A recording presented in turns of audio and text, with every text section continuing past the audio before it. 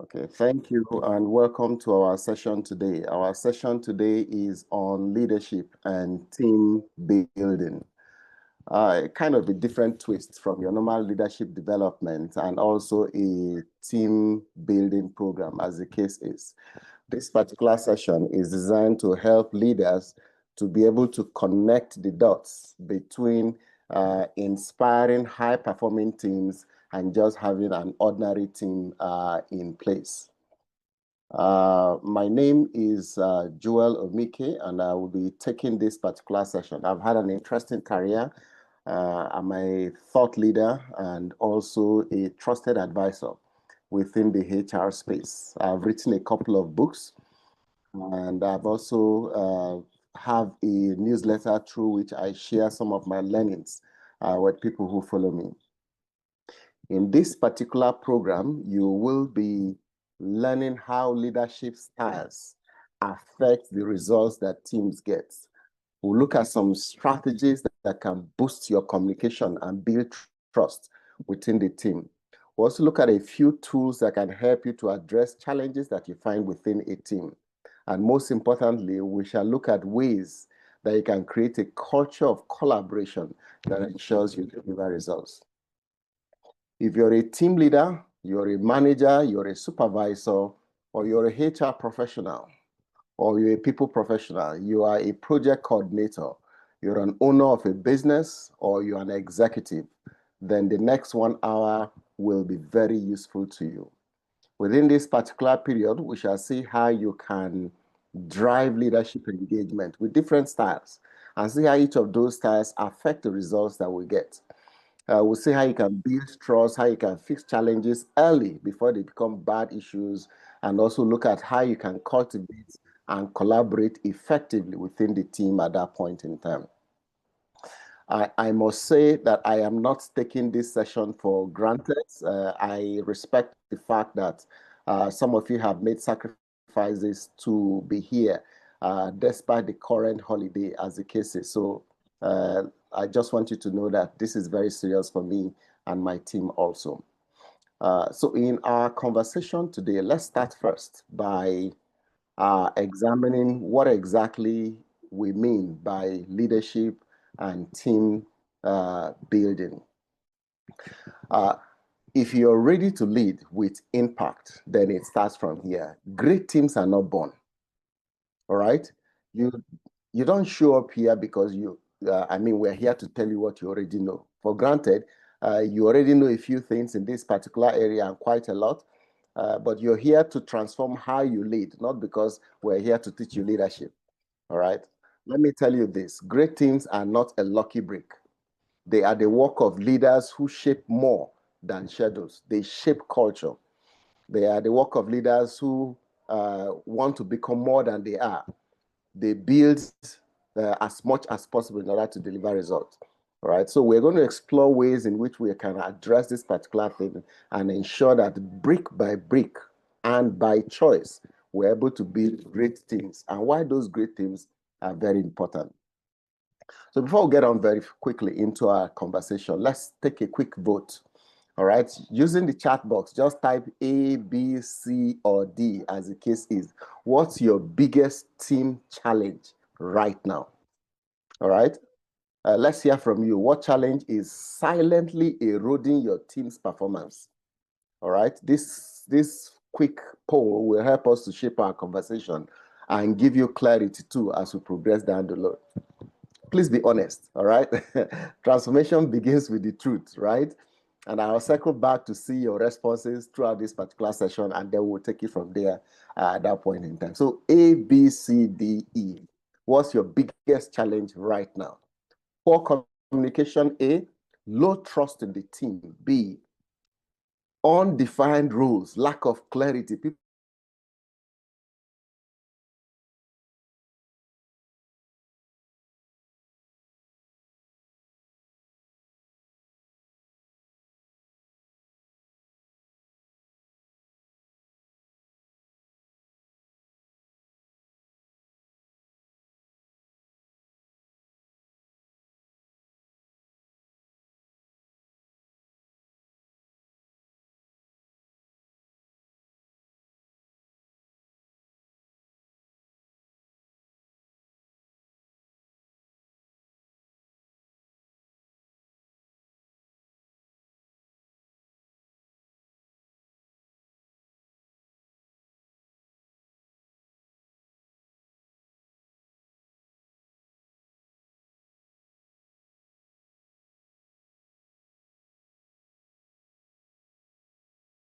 Okay, good. So we're talking about the most hurting feeling, the most difficult parts of leadership at this point in time, the most problems that we have, the challenge that we are facing, and most of the responses we got were around D, weak communication.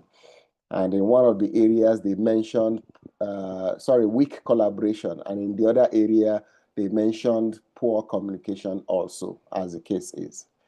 Interestingly, when it comes to team dynamics, standardly, when you're building a team is made up of about 4 to 5 different phases when you're building this particular team. Your most problem when it comes to team building is at the second stage of team building, which is the storming stage. At the storming stage, usually you have a lot of resistance. There is lack of participation. All right, people don't want to work together. There is competition. All right, emotions are very high at that point in time. One of the best ways you can use to address this problem is to encourage feedback, ask for feedback. All right, specifically identify the issues and see if you can facilitate some solutions around it at that point in time. So when it comes to building teams, leaders must focus on the storming phase to ensure that they move their team away from the storming phase up to the numbing and then the performing phase. There is no performance if the team is struggling with communication, the team is struggling with being able to collaborate together at that point in time. They will struggle with quite a lot of issue to deal with at that time. Now, what are the leadership styles? What are some of the leadership styles? And why are these leadership styles important when it comes to leading? Well, interestingly, a team always reflects their leader. The way a leader behaves is exactly the same way the team is going to respond at that point in time. Leadership is not a title, it's a mirror. If you see dysfunction in your team, don't rush to fix them. Start with you, the leader. Find out exactly what is it have you condoned? What have you allowed in the team that has led to this at this point in time? Confused leaders give birth to confused teams. All right. You need to focus on what you can do to ensure you're able to address those concerns at that point in time. Leadership is not just what you do, but how you do it. All right. Clear, grounded leadership becomes contagious. Right. Today, we're going to talk about the various styles of leadership and the outcomes of each of those particular leadership as much as possible. In fact, a team only gets clear if the leader is clear exactly what he expects to do or what he wants to do at that point in time, what he wants to achieve, as the case is. So please note, leadership is not a title. The leader shapes the team. If a team is succeeding, look behind the team. You'll find a leader that is getting some things right at that point in time. Now let's look at 4 different types of leadership styles that helps to drive and inspire high-performing teams. These leadership styles, please, as we go through the 4 of them, ask yourself, which one are you? Each of these styles has its place in various areas. So the question is, are you stuck in one of those particular leadership styles, or you're able to maneuver through various parts and skills in this particular leadership style? The first one is what is referred to as transformational leadership style. In a transformational leadership style, the leader is always focused on the future. He's always focused on innovation, on visioning, right, on wanting to achieve more, as the case is. He focuses on inspiring purpose, inspiring meaning, helping the team to believe that there is more ahead of them, as the case is. However, when you overuse this leadership style, you may neglect structure. You may neglect putting the right system in place. JDs, processes, operating procedures to ensure that things are put in place will not be there because you're too futuristic. You're too visionary, as the case is at that point in time. The second leadership style that you should consider is what is called transactional leadership style. This is a leadership style that focuses on policy. What does the policy say? According to section 2, right? What did our guidelines say? It focuses on rules. It focuses on rewards for the immediate thing that is done at that point in time. This leadership style is managerial in nature and drives efficiency. But when you abuse it, you can have a rigid system where when people are coming up with new things, thinking of how to adjust the policy so it can work better, you stick to the old tested and trusted way of doing things. And so you come across as being a rigid leader at that point in time. The third one is the servant leadership style. Here you focus on empathy. You're focusing on support, ensuring that everybody is carried along, everybody's voice is heard, equity, equality in the team at that point. Those are the things you focus on. So the strength of this leadership style is that you build trust, deep trust. People who work in your team feel that they can trust you, they can count on you, they believe in what you say at that point in time, and they count on you for whatever help they want. The trouble with this is that this leader may avoid making the tough call. Perhaps something is not working very well.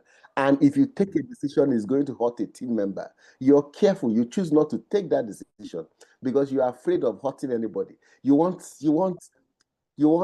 peace. You want everybody to work together. You want things to be in harmony. You feel too much empathy to a point that your empathy is causing trouble and slowing down the team at that point in time. You avoid making hard decisions.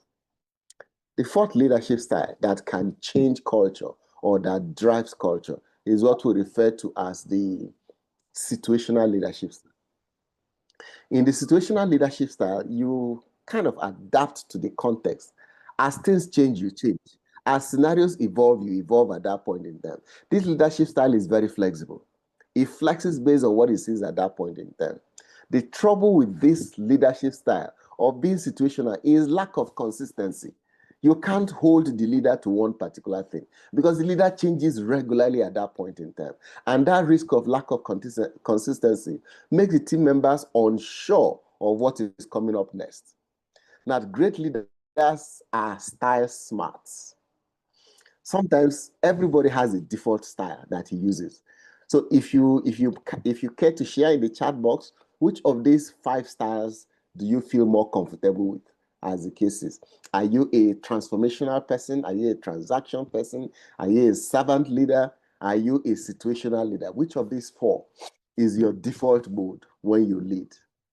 Which of these is your default mode when you lead? Please share in the chat box. Just quickly chat. Let's see.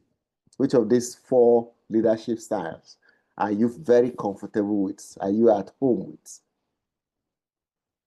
Yes. Transformational, transactional, servant leadership, or situational leadership? Thank you. Thank you. So we have the situational leadership style, we have transactional. I see a mix of both servant and transactional. Beautiful, beautiful, beautiful. All right, can we get one more feedback? Which style are you more at home with? All right, thanks. The thing is that for great leaders, you need to be style smart, right? You need to know how to match your energy and approach to the needs of the team. It is not about you, the leader. It's about the team. Thank you very much. Transformational leadership is about the team, what exactly the team needs. So if the team needs transformation, you bring on board transformation. If the team needs transaction, you bring transaction. If the team needs servant leadership, you make it happen as a servant leader. And if the team needs situational, you bring on board situational at that point in time. And that is exactly how you're going to swing it in order to ensure you achieve the greatest results from the team as much as possible. All right. So let's clear all the drawings. All right, beautiful. Now let's look at this style in action, right? Let's take a look at this style in action. It is the same team, right? But different leadership, different leadership style, and different outcome. You see, the team here, team A, the leader is transactional in nature.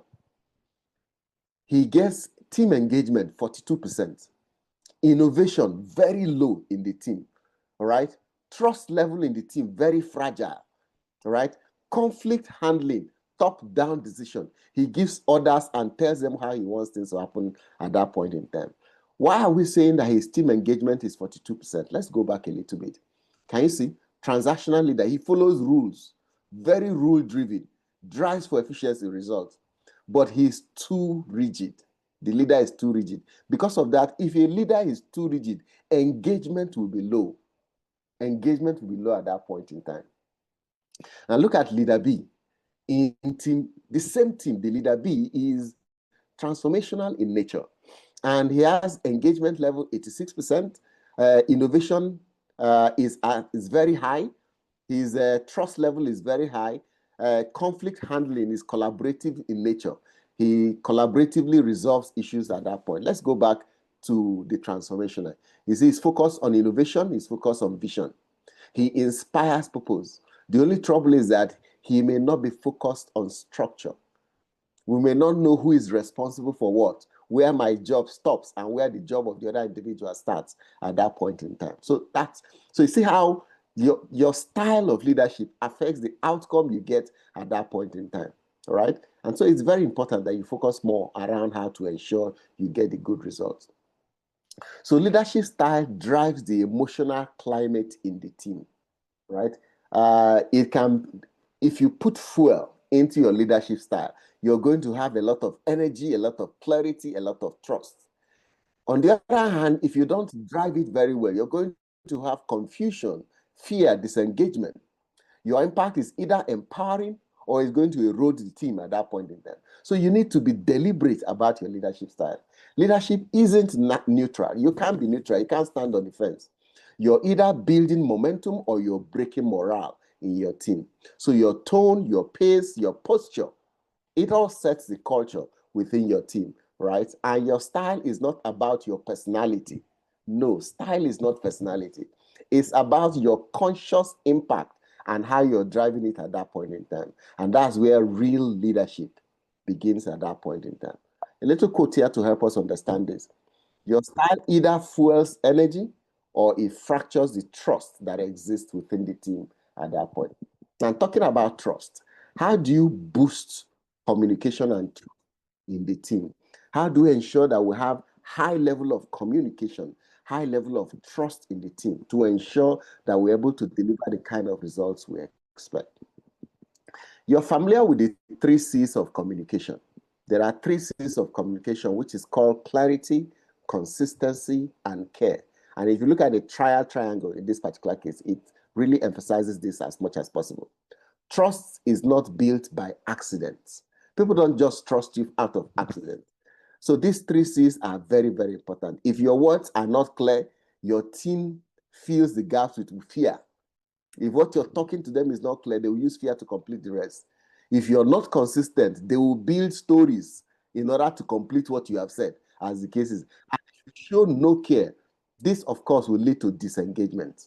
So if you master these 3 C, you're going to drive growth in your team at that point in time.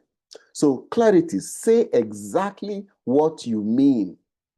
Eliminate the fog, eliminate the not clear, not understanding what he meant. I didn't understand what Oga said at that point in time.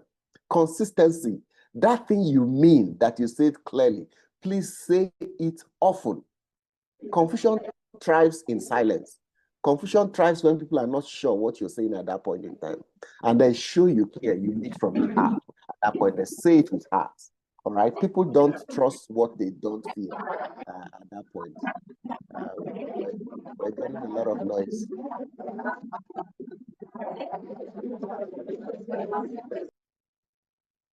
Okay, we're getting a lot of noise. Now, the trust triad. Trust is equal to vulnerability plus competence plus intent. What is vulnerability, right? I don't know it all. Some leaders believe they know everything. They pretend, they show their team members that their team members have no idea from their team matters except for their own idea. You must learn to be vulnerable. Allow yourself some space to make some mistakes. And the fact that you make mistakes is what makes you human. And then people will tend to trust you at that point in time. And it's okay not to know everything. Competence. You need the skill to be able to deliver. You need technical skills, you need people skills, you need system skills. All right. Technical skills are very important to understand what is going on. But when you're a leader, technical skills is not as important as people skills. Because at the end of the day, it's the people that gets the job done. So let the people have all the technical skills. You don't need all the technical skills, but know when it's not being done rightly at that point in time. Then the last one is intent. I want what's best for the team. What's your intention? Sometimes some leaders are known, their intention is they have an ulterior motive.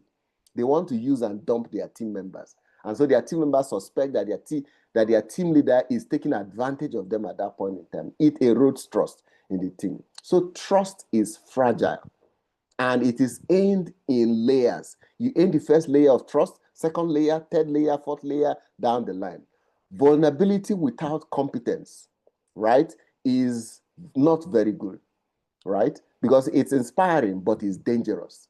If you're vulnerable, but you don't have any competence, it's very dangerous. Competence without care. People will respect you because you're competent, but from a distance, they will not come close to you because you don't care, right? The secret, combine all three. That's when your team will learn to be able to achieve the great results at that point in time. Interesting, all right? Now, you also need to lead by listening. Some of us are leaders who know it all. Great leaders talk last. Great leaders don't start the conversation. If they start the conversation, they give room for others to continue the conversation at that point in time. Most times they are absorbing and absorbing. Great leaders don't always take decisions in an instant. Sometimes they say, let me think about it, or let me hear your opinion. Let me see what you think about at that point in time. So learn to listen. Don't listen to reply. Listen to learn, to understand what is being said. You're not listening so that you can come up with what you're going to say at that point in time. You are not AI, you're not ChatGPT that is waiting for the prompt so that you can say what is next at that point in time. So ask questions. But sometimes they say a great leader is known not by his answers, but by his questions. So silence is not weakness, it is wisdom. And you know, our elders talk about it. That the more silent you are, the older you get, the more silent you are. It doesn't mean you don't have anything to say, but you now know where it's necessary for you to say what needs to be said and what does not need to be said at that point in time. So talking last is not silence. Some people think if they don't say it immediately, that people will not understand. No. Talking last is strength. When you listen first, you build safety. When your teams feel that they are ahead, they bring out the best in them. Leadership isn't always about giving answers. It's about drawing people out so that they can share more with you. They can engage with you at that point in time. They can share thoughts. They can have conversations with you at that time. High-performing teams have leaders who talk last. So my question for you, are you always the first person to speak or are you the last? Think about it and consciously remember it in the next conversation you're going to be having with your team members. Will you be the first to speak? Or are you going to be the last to speak? Now let's check in. Are you a trust magnet or are you a barrier of trust in your team? Let's do this quick 30 seconds exercise as a case. Okay? So try and hold up a mirror. Okay? Hold up a mirror and look at your face in that particular mirror. And I'm going to ask you these questions. I'm going to ask you 4 questions. Those 4 questions, ask the person you see in that mirror, all right, who the person is really at that point. The first question is, do I regularly clarify expectations? Do team members say, yes, sir, yes, ma'am, and they walk away? Or do you regularly have to correct what they are doing? Tell them you didn't get it. This is not what I wanted. Do you regularly clarify expectation? How can you clarify expectation? Can you say it more than once? Can you ask them to repeat it? Can you ask them to summarize what you've said? Can you yourself summarize what has been said? Do you put it in writing? A, B, C, D, 1, 2, 3, so that it's clear what is expected at that point in time. Look at the mirror again. Question number 2. Do I communicate predictably and transparently? Do people say, I know what a guy is going to say. I know what he's going to do the next time. Can they count? Can they consciously predict your expectations of them? Do they have a sense of transparency from you that is what he means? No, he did not mean another thing. Do you say one thing and mean another thing at that point in time? No games, right? When it comes to communication, you can't play games. Look at the mirror again. Do I show care when I am correcting people? Sometimes you throw the baby and the bathwater away. You're so upset, you're so annoyed. When you're giving it to the person, you're giving a piece of your mind to your team member who have missed the mark, who have done something wrong. You forget that the person has only made a mistake. The person is still a member of the team, but you wash the person down to a point that the person does not have self-image anymore. How then can the person trust you? Do you show a sense of care when you're having that conversation at that point? Do you listen more than you speak? And again, we've spoken a lot about this particular area. These questions cut through the fluff. If you're not getting trust, check the 3 C's we discussed earlier. Check your posture. Leadership is not just what we say, it's how we show up, all right? Start there and watch your team respond. Answer these questions positively. If you struggle to answer any of these particular questions very well, go back and make it a note that you're going to work on and build upon it so you can do better at that point in time. Now, how do we fix problems before they grow, before they fester at that point in time? One of the best ways to fix problems is to be able to see the early cracks. It's like in a dam, right? On a wall, you see some cracks. You don't wait until the crack severes the wall completely. You can see some cracks, right? Small signs, big wins, you can deal with them at that point in time. Problems rarely start loud. They usually start in small, small whispers. You see the small, small problem. An example of the problem is silence. Team members are silent in the meeting. You ask questions, you ask for feedback, they are silent. Or one person is silent. That's a problem. That's to show you that there's a crack in that individual at that point in time. Or perhaps there is hesitation. There are missed deadlines. There are passive delays. People do not follow through on the deadline. They struggle to meet the deadline, not because they can't, but because there's some kind of moral issue. There's some kind of demotivation that you see. Once you see those signs, right, you need to fix that crack immediately. Or there's a sudden withdrawal, or there's a low energy. Someone that used to be very high, so to speak. When you come for meetings, the person will speak 5 times. But you now come for meetings, the person speaks only once. Or there's always something that the person challenges. The person stands tall on that particular issue. But next time it is mentioned, the person is quiet. He's not pushing it as much as possible. There is no energy. So find out why that energy is low at that point in time. All right. Act on those whispers that you see. There are some defensive body language. People give you body language, right? And you'll notice that this is not the way this person behaves regularly. Or people are avoiding ownership. They are not taking ownership. They are not diving in to do what is expected. They are not going the extra mile. Then there is a crack in your team.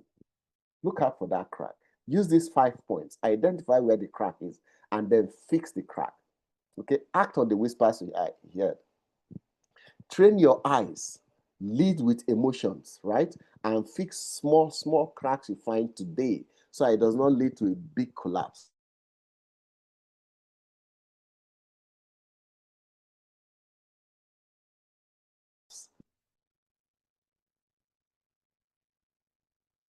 So a small ignored becomes the fault line that breaks the team at that point in time.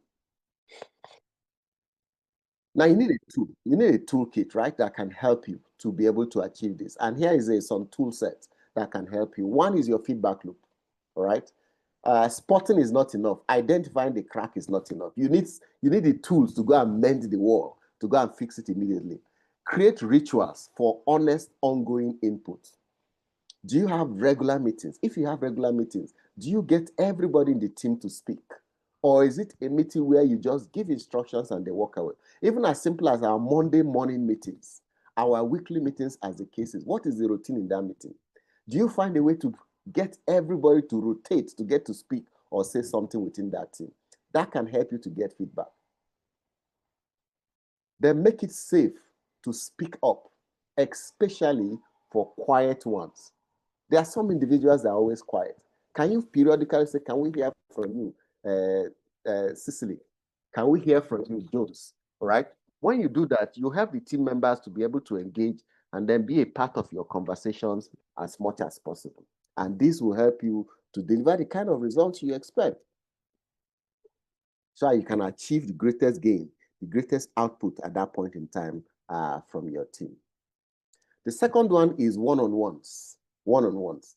Learn to have one-on-one outside the meeting that you all have.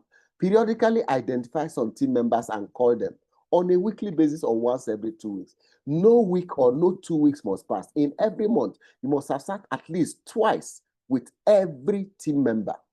One-on-one is very powerful. Focus on connecting, not just performance. The KPI I gave you, you've not delivered. The work I gave you, you've not delivered.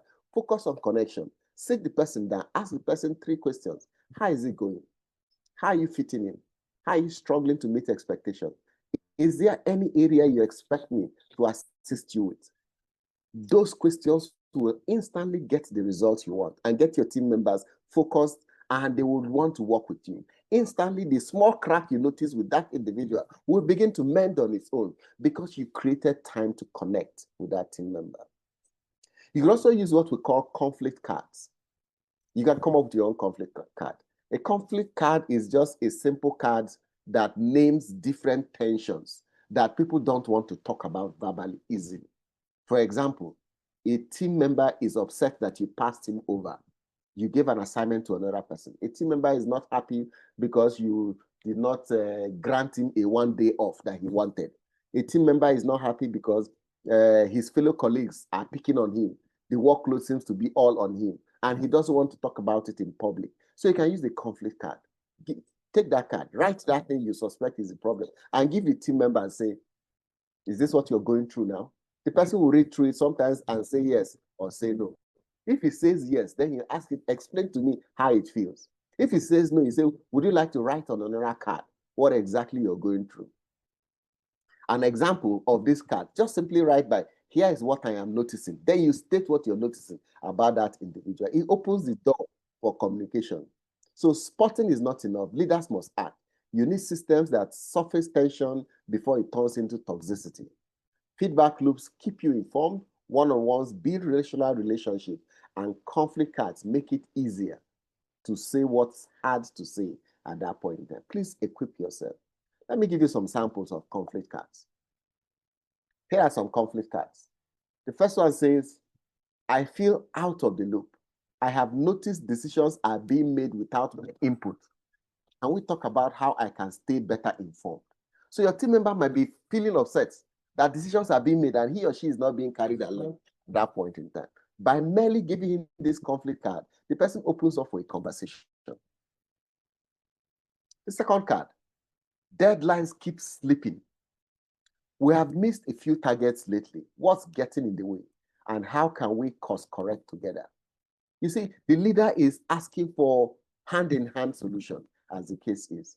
Number 3, I am not sure we are hearing each other. It feels like we are talking, but not truly listening. How can we rebuild better communication flow? You see, it opens the window for conversation. Number 4, card number 4. There's an elephant in the room.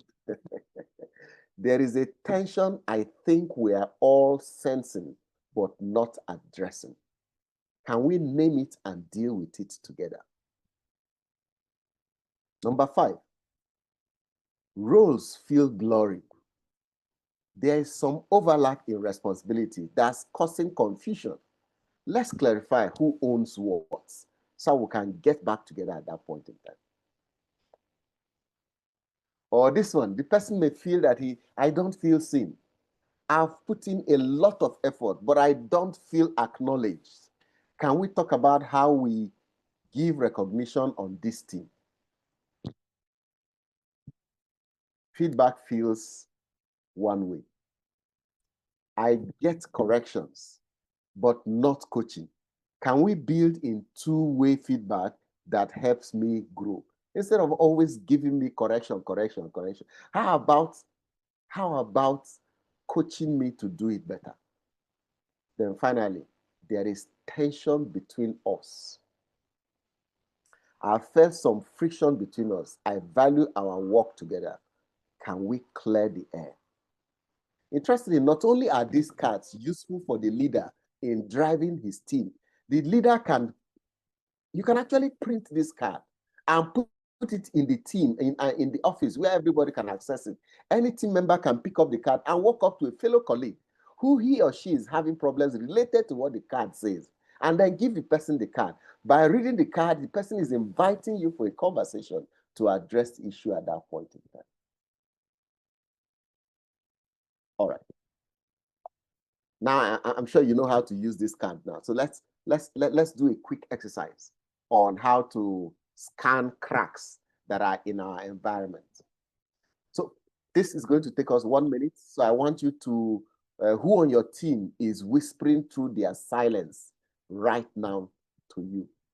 What tension are you tolerating today in your team? Can you write it down? All right.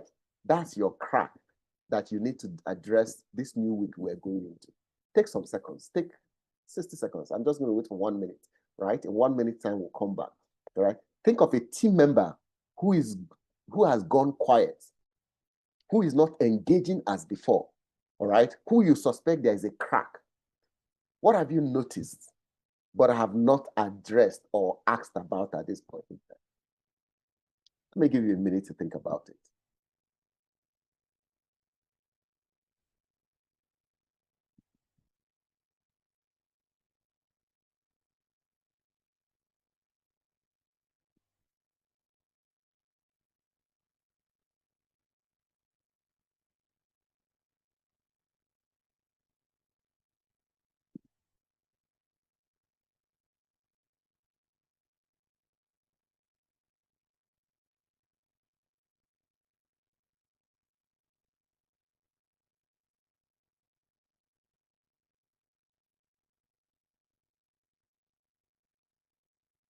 Okay.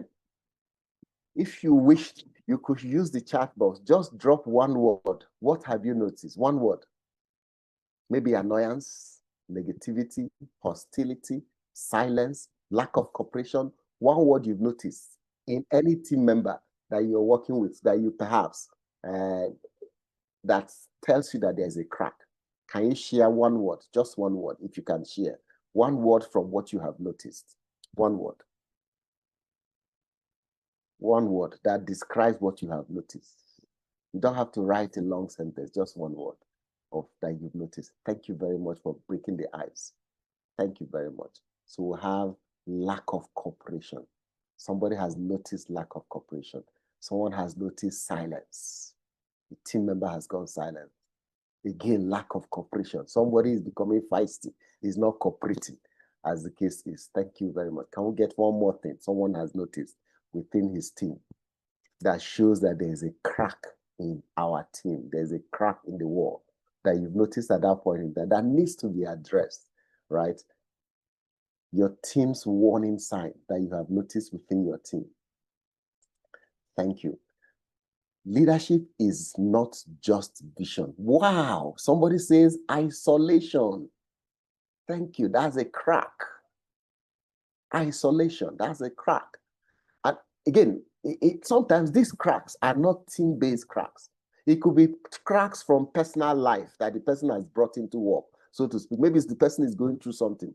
But whatever the case is, whether it is team-based or coming from his outside life to the work environment, it is affecting productivity at that point in time. Indifference. Fantastic. Thank you very much. Leadership isn't just vision. It's vigilance. It's not enough to say you are seeing the picture, you're visioning. You should also be vigilant into the team. All right? This mini reflection forces you to get specific. You already know where the fracture is. You know where the fracture lies in your team. Now it's time for you to act. As we progress back to work, come up with your own ways of how you're going to address some of those cracks based on what we have shared so far.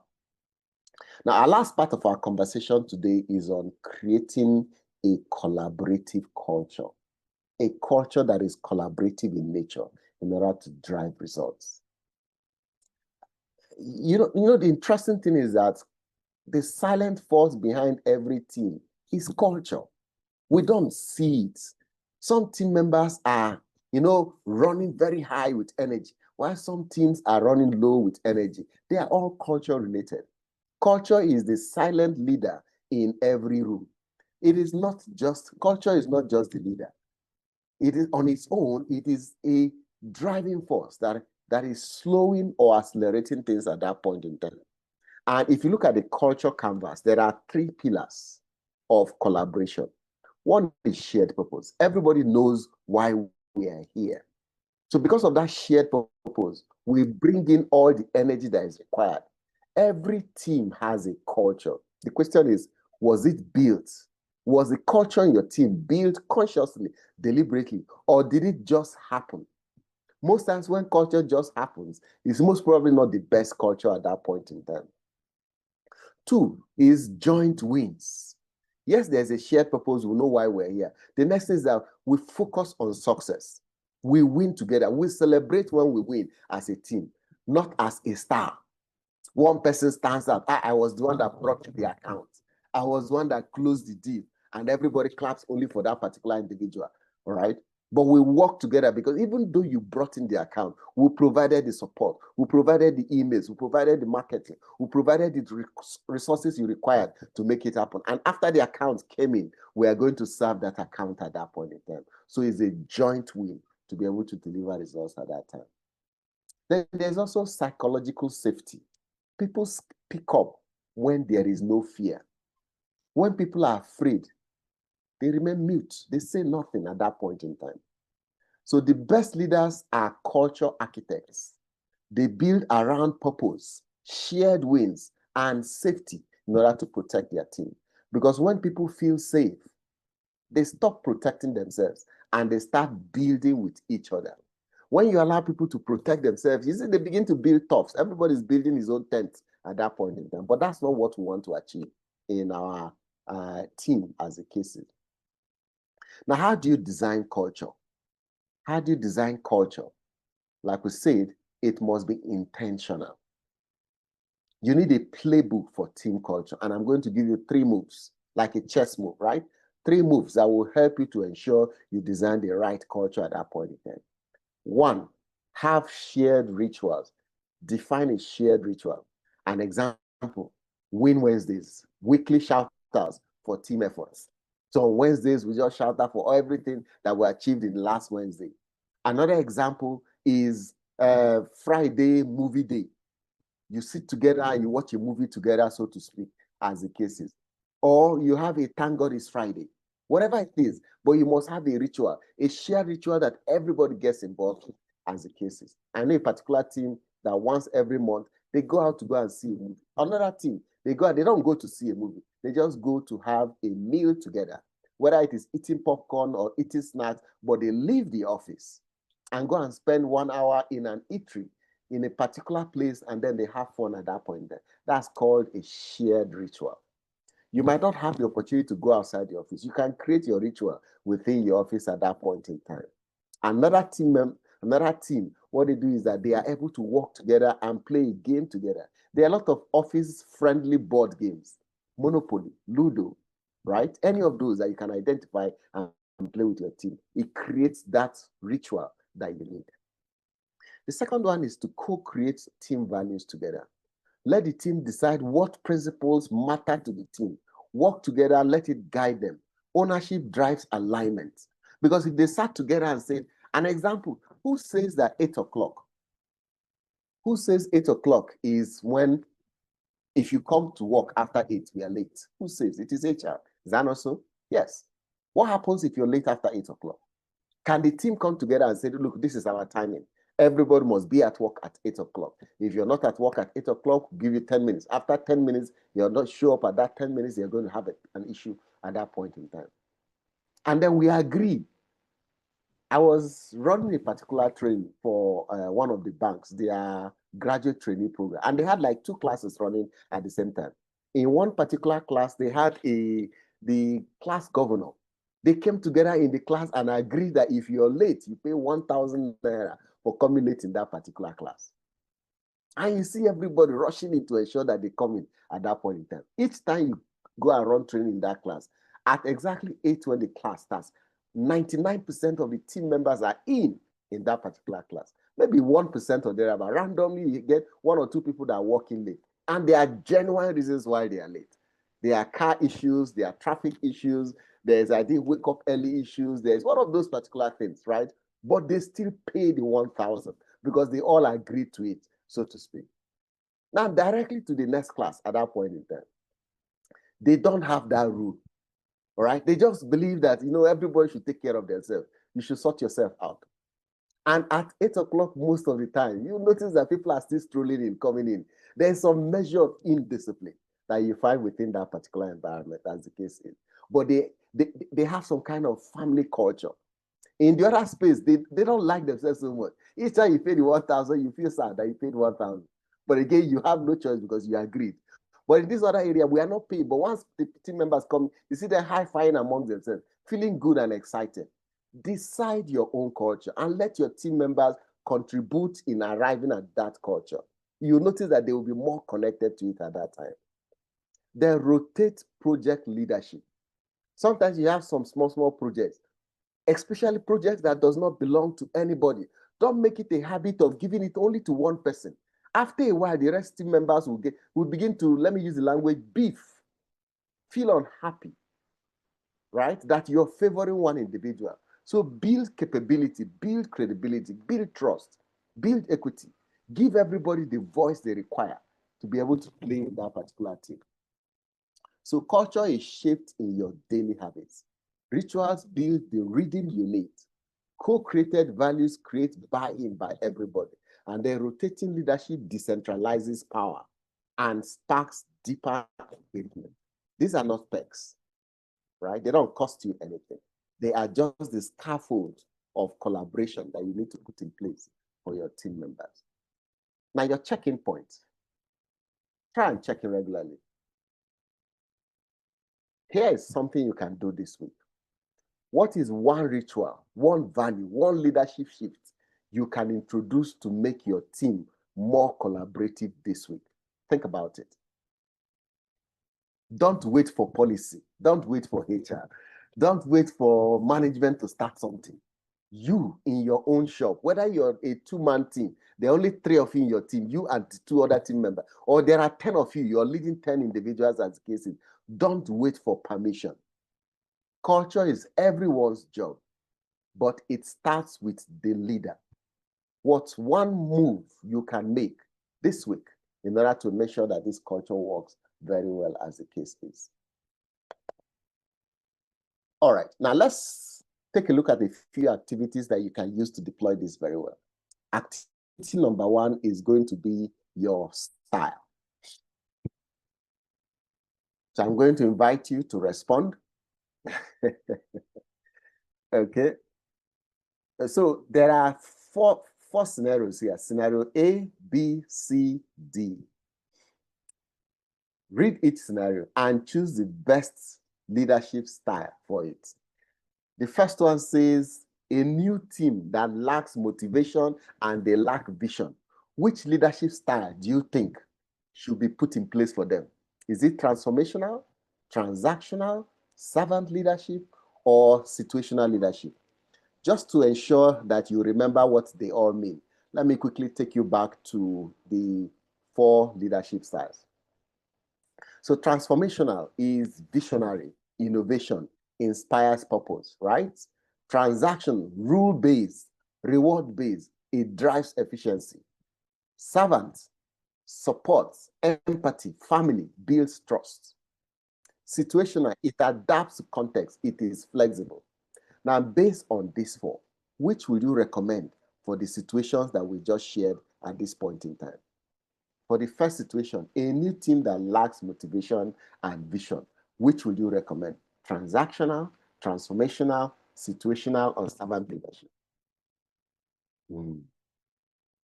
This is you turning theory into practice. Okay. Then B, tight deadline. They have very tight deadline with clear tasks, but there is no time for debates. They don't have any time for debate. Which leadership style will you recommend in this scenario? Just say A, transactional, or A, transformational, or A, servant leadership. as the case is. C, team member going through burnout. They are stretched to their breaking limit. What would you recommend? And then D, a high performer task asks for more autonomy. A team member is saying like, look, I'm a high performer. I need autonomy. I need to be able to do my thing. I need to be able to take decisions very quickly. I need autonomy on my job. What style would you recommend? Okay, so the chat box is buzzing with responses and feedback. So let's see. Okay. So I suspect the first one was saying transformational because of the new team that lacks motivation and vision. Very clear. Remember, I say transformation looks at innovation and vision, right? So A is transformation. I agree with you very clearly. Transformation. Then B, tight deadline with clear task and no time to check time. We don't have time for any debates, so to speak. Yes, Ope says transactional. Transactional is focused on results. Just get it done. It's focused on efficiency, as the case is. Thanks. Number 3, team member going through burnout. Clearly, this is servant. Yes, thank you. Servant leadership is the ideal for number C. Now, how about the last one? A high performer asks for more autonomy. Which one would you recommend?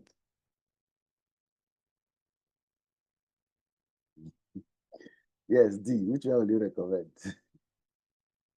Ask for more autonomy. Absolutely, Uche. Exactly. You will recommend situational. You cannot give autonomy to all team members. What if the other team members are not high performers? They don't know how to manage themselves, as the case is. So you will not do autonomy to all of them. Now, if you give one person autonomy and you don't give the other ones autonomy, what you're doing is situational leadership.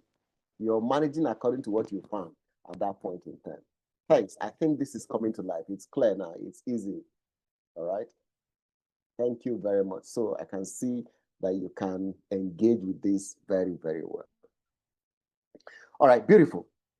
So thank you for sharing your thoughts and your voice. Now it's your chance. What exactly from all the things we've covered today has hit home with you, has resonated with you very well? We have covered quite a lot. So any questions, any feedback, drop your insights, your tough questions, anyone that you want on the chat. By way of review, what have we covered today? In our conversation today, we have examined how our leadership styles affects the team results that we get. We have looked at some strategies, some toolkits, arsenals that the team leader can use to ensure that he drives high performance and he puts the team working together in order to build communication and trust. We looked at the triangle. We also looked at the trust equation, as the case is. We also looked at ways in which you can improve culture and drive results at that point in time. So by way of review for all the things that we've shared this afternoon, feel free to share your thoughts and then we can take it from there as the case is. Thank you very much. So you don't just build teams, you shape legacies. Style shapes results. The style you adapt is going to change the results or create the results you get. You lead with intention. So be conscious about your leadership style. 2, trust and communication are ways to build the core of the team. So be intentional, be clear, be present when you engage with your team. Spot problems early. Look for those cracks, all right? And once you see any small crack, be about fixing it very well. Because from small cracks, it can go to giant problems at that point in time. And then culture is a true leader. Is either your culture emerges on its own or you consciously build your culture. So shape it on a daily basis. Leadership is never neutral. It's built under trust. So these 4 truths are your compass. Carry them into the future and you'll be able to achieve great results as much as possible. So, and this will help you to continue to achieve the results that you want.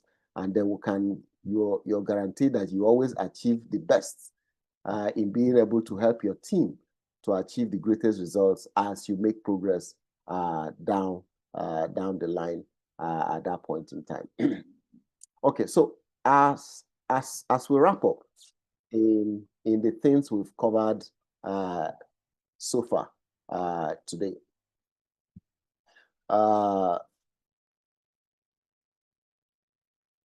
so feel free to engage with us, continue your journey with us. Let's go beyond this particular webinar room.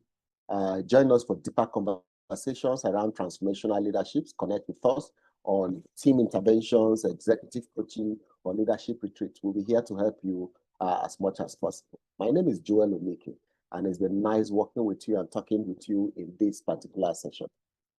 Thank you very much. I hereby hand back over to my colleague, Jane. Thank you. All right. Thank you, everyone, for joining us. Hope it was an impactful session. Yes, I see the questions on the comment section. You will get the recording. We'll send the recording, the link to the recording to everyone who joined today. All right. Thank you. And do have a great holiday.